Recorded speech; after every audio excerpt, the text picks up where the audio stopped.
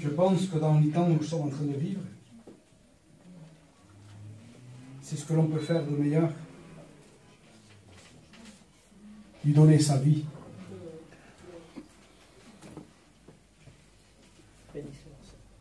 Peut-être certains sont venus ce soir avec des situations, avec des cœurs abattus. Certains avec des enfants qui tournent à la dérive. D'autres avec des maris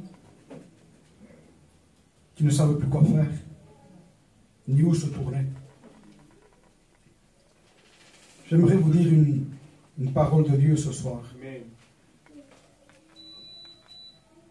Le Seigneur un jour a posé une question à un prophète. Il s'appelait Ézéchiel. Et il lui a dit, Ézéchiel, est-ce que pour toi ces eaux pourront-ils revivre? Comment voulant dire, est-ce que la situation, tu penses qu'elle peut s'arranger? Et quand on voit des fois certaines situations, on dit, Seigneur, comment je vais faire pour m'en sortir? Et on se sent comme désemparé, triste et abattu. Et le Seigneur pose la question, est-ce que pour toi, ces eaux pourront-ils revivre? Un jour, le Seigneur a dit à une femme, qui s'appelait Sarah, et c'était à Abraham qu'il s'adressait. Il dit, tu auras un fils. Il avait 100 ans. Et Sarah se mit à rire. C'était tellement désespéré. Le Seigneur dit, y aurait-il quelque chose d'étonnant de la part de l'Éternel?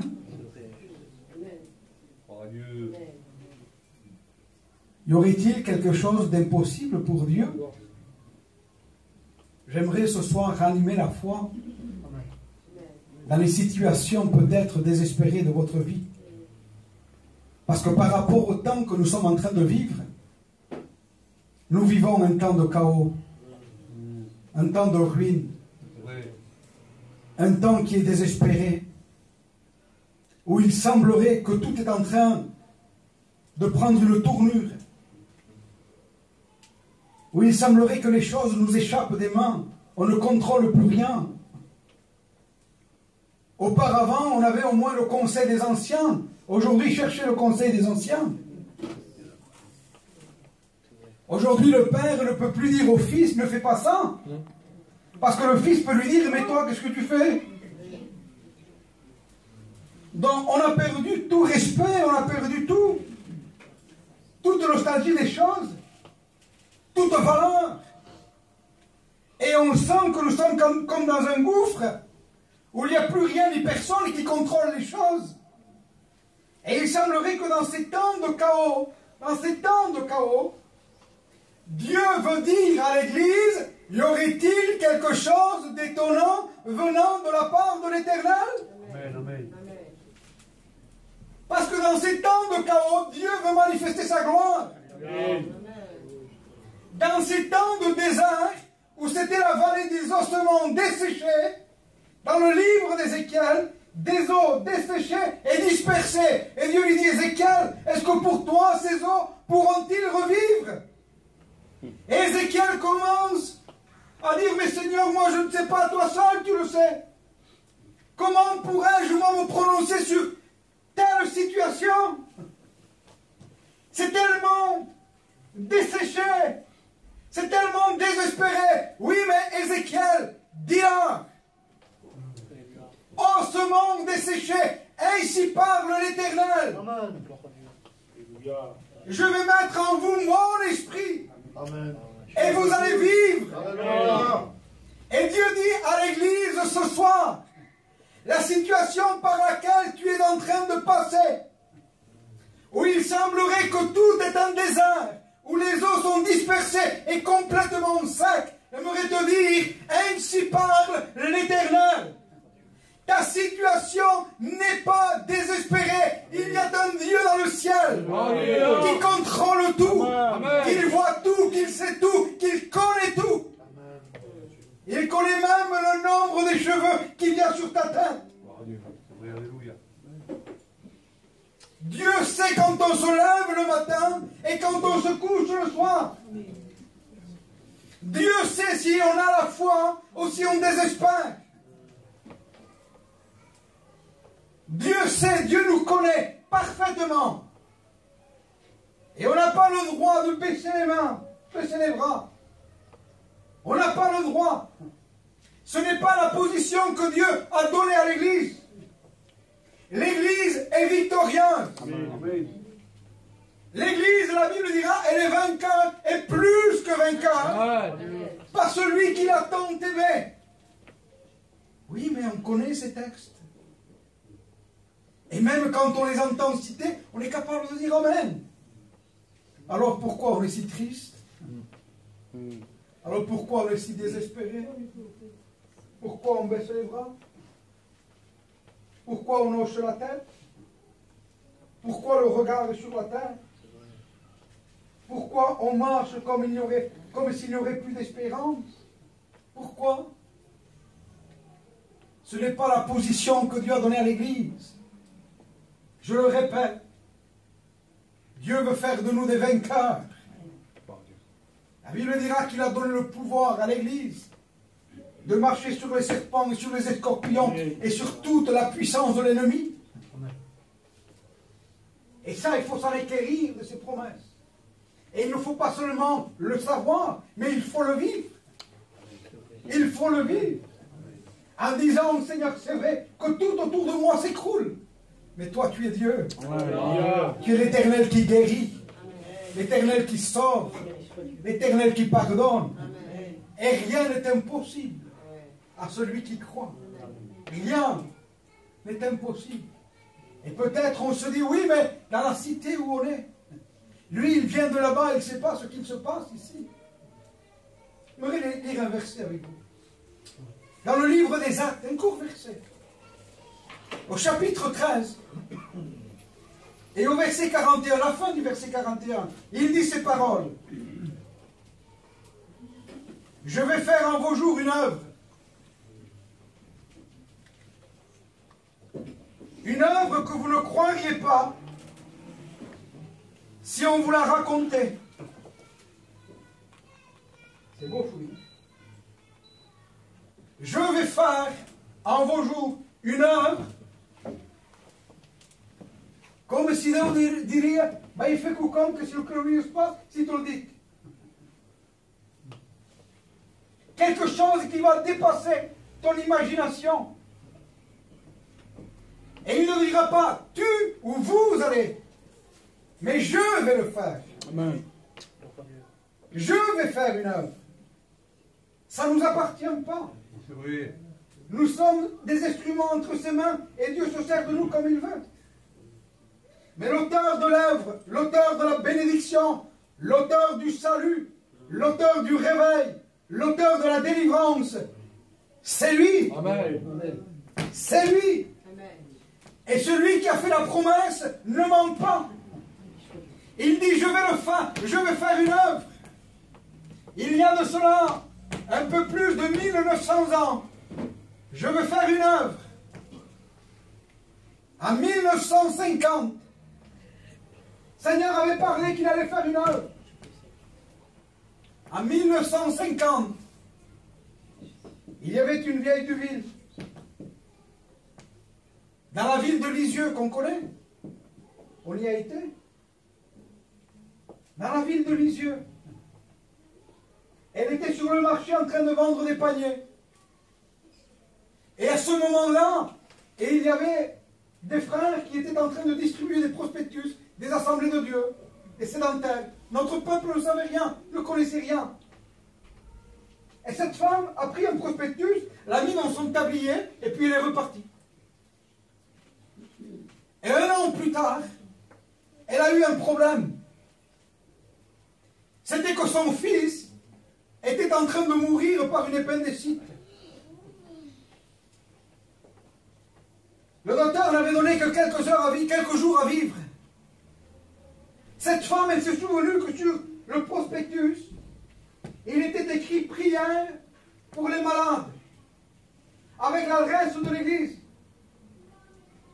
Elle a demandé à ses enfants de la conduire jusqu'à l'église. Et un dimanche matin, alors que le pasteur était en train de prêcher, le pasteur s'appelait Alfred Gitnard. Un fils de chaque côté était en train d'apporter la main. Quand le pasteur a vu la scène et descendu du pupitre, il a été voir, il a compris qu'il se passait quelque chose. Il a dit, madame, ça ne va pas. Et cette femme a dit, mon fils est condamné, il va mourir. Et le pasteur lui a dit, madame, dans quelques heures, j'ai fini, je viens avec vous, je veux prier pour votre fils. Amen. Le culte est fini.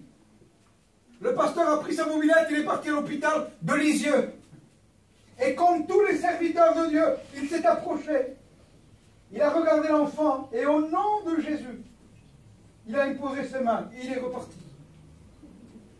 Quelques jours plus tard, le pasteur s'est dit, il faut que je rencontre ces gens. Ces gens-là, en ce temps-ci, vivaient avec des roulottes. Et avec des chevaux.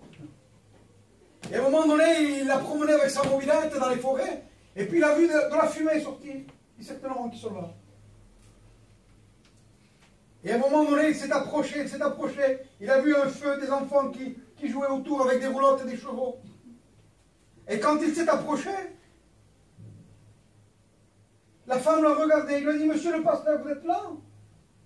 Il dit, l'enfant que vous avez été prié il y a quelques jours à l'hôpital, regardez-le là. Alléluia. Il était en train de courir autour du feu.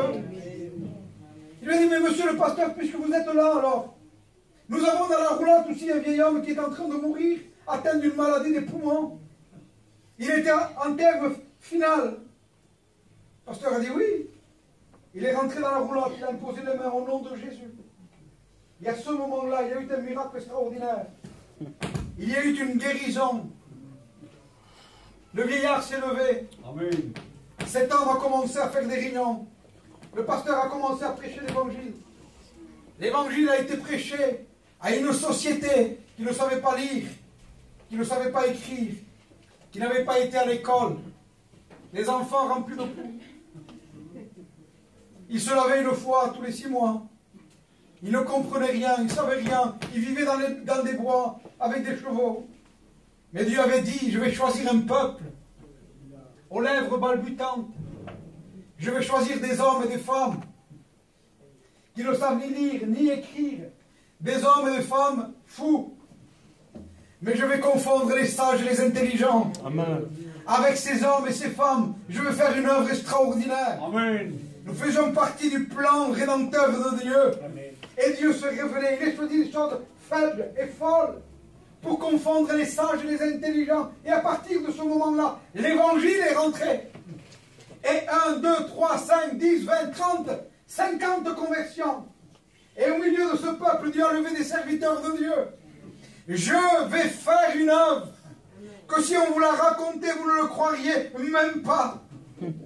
Un texte dira ces paroles dans le livre de l'Ecclésiaste, chapitre 11. Il dira de même que tu ne sais pas, que tu ne connais pas comment se forment les os de l'enfant dans le ventre de la mère. Ainsi tu ne connais pas l'œuvre de l'Éternel. Dieu est capable de faire au-delà de tout ce qu'on peut penser ou imaginer. La Bible dira que Dieu appelle les choses qui n'existent pas comme si elles étaient, mais parce que Dieu les appelle. Amen. Les choses existent. Amen. Il est créateur.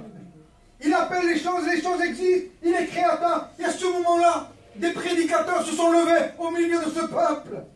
Ils ne savaient ni lire ni écrire. Ils faisaient les réunions. Vous savez comment elles se passaient les réunions? Vous savez rien. Le prédicateur s'est levé, il s'appelait Mans.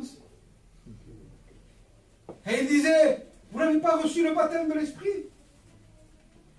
Il dit, voilà ce que c'est que le baptême de l'Esprit. Il prenait nos batteries de fil. Le moins, c'est nous. Le plus, c'est lui. Ça, c'est le terrestre et ça, c'est le céleste.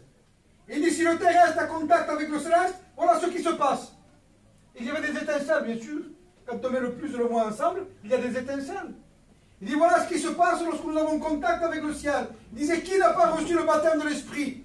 Les gens venaient devant, il imposait les mains au nom de Jésus. Et il y avait des baptêmes de l'Esprit, 1, 3, 10, 20. Tout le monde était baptisé de l'Esprit. La gloire de Dieu se manifestait au milieu de notre peuple. Parce que l'œuvre de Dieu, parce que Dieu avait fait une promesse en disant, je vais le faire. À ce moment-là, des prédicateurs se sont levés. Raconte encore un témoignage de Mans. Amen, amen. Ce temps-ci, un enfant venait de mourir. Il avait quelques années. Et on le ramenait pour le veiller au caravane. Et lui, tout naïf, il dit, Seigneur, tu as dit qu'en ton nom, on imposerait les mains aux malades, les malades ressusciteraient, que même des morts ressusciteraient, et qu'on ferait encore des choses plus grandes que toi. Et les gens étaient en train de veiller l'enfant autour de la caravane. C'était en plein été, les fenêtres étaient ouvertes. Et lui, Seigneur, je crois, il dit dans ta promesse. Amen. Il passe la main par la fenêtre. Amen. Et au nom de Jésus, l'enfant s'est réveillé. Amen.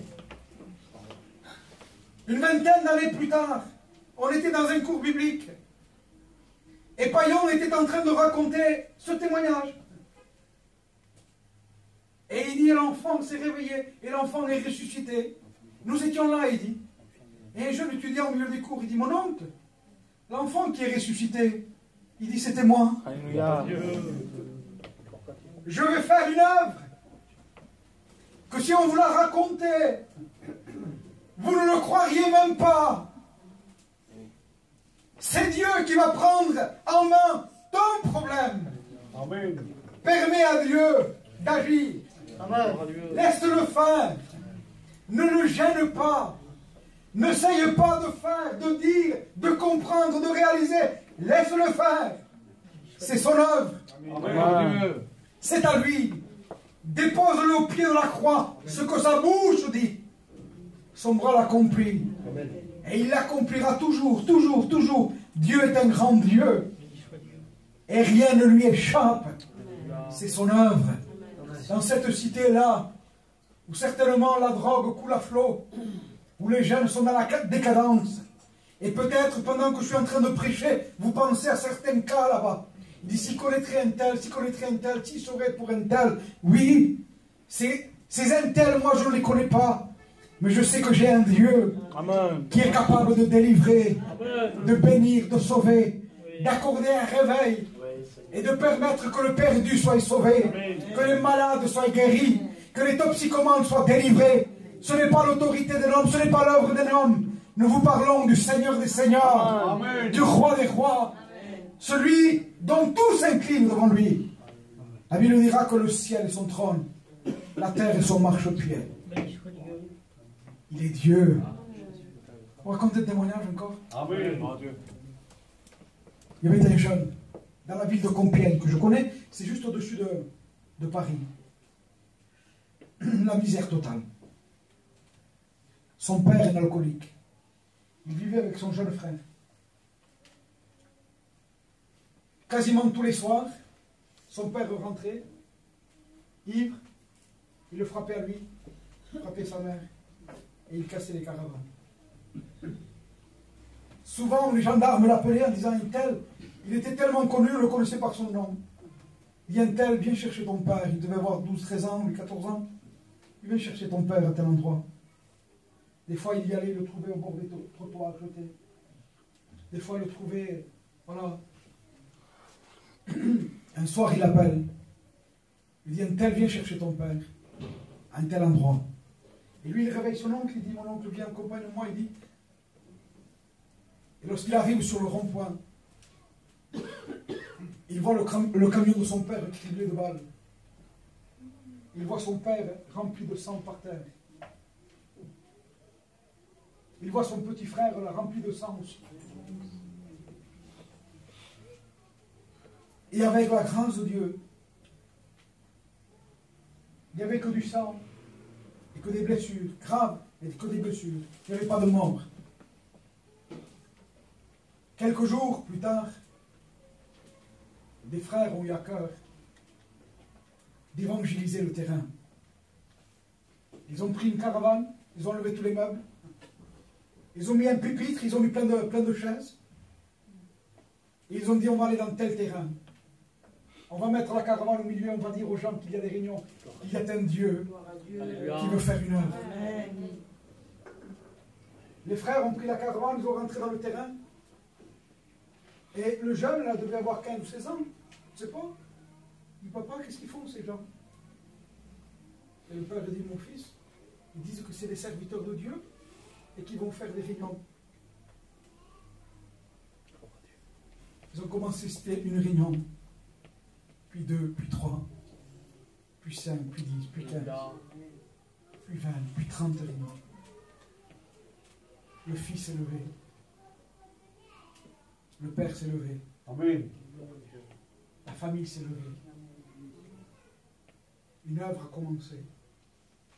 Pour vous raconter plus court, il y a 2 ans de cela, j'ai été reconnaître un candidat. Et pendant que j'étais en train de reconnaître le candidat, le fils en question était lui aussi là pour aller chercher sa carte de prédicateur. Son père était aussi là pour prendre sa carte de prédicateur. Celui qui avait criblé le camion de balle était aussi là pour prendre sa carte de prédicateur. Et aujourd'hui, ils sont en train de faire une œuvre dans la ville de Compiègne. Le Seigneur est en train de travailler avec eux, d'un homme pécheur. Dieu peut en faire un serviteur. D'un cas désespéré, le Seigneur est capable, permet à Dieu de faire naître son œuvre dans ton cœur, dans ton foyer, dans ta maison, au milieu de ta famille. Ne résiste pas à Dieu. Laisse-le faire. Amen. Laisse-le agir. Dieu ne partage pas sa gloire avec les hommes. Il est Dieu. C'est son œuvre.